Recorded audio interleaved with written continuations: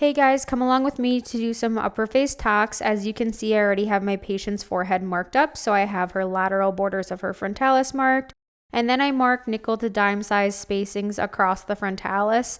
I want to make sure I'm getting a nice even spread across that frontalis because we don't want any pockets of movement. This patient always reports of heaviness in her eyebrows, no matter how low the dose we go, no matter how high we stay up on her frontalis.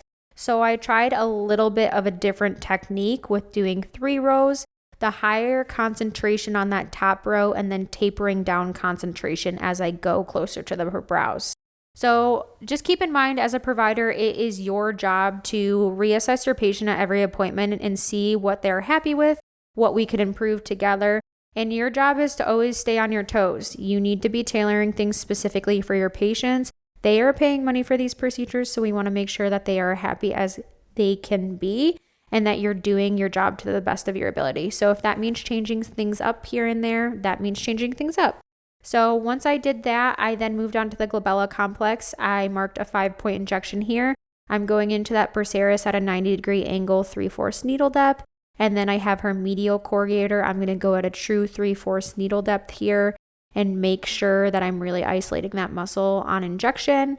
And then as I go lateral on those corrugators, I'm always making sure I'm going a 1/2 needle depth because underneath those lateral corrugators is that frontalis, so we definitely don't want to hit that.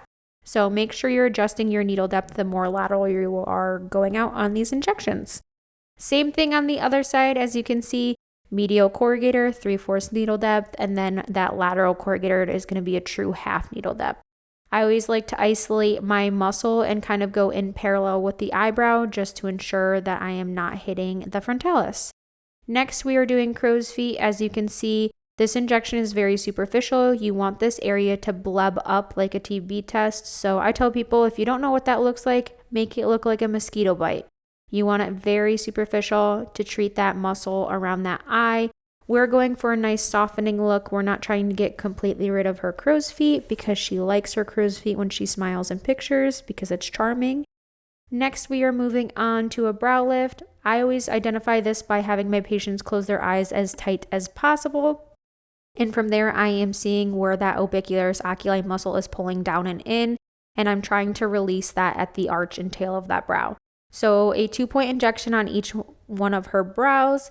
And the dose depends on how symmetric her eyebrows are. So if she has one eyebrow that's slightly higher than the other, we might dose it a little bit different than her other eyebrows. So keep that in mind as a provider.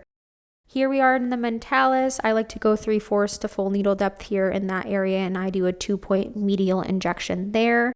And I also did cheek filler on this patient earlier in the day. So I'm just applying some arnica throughout.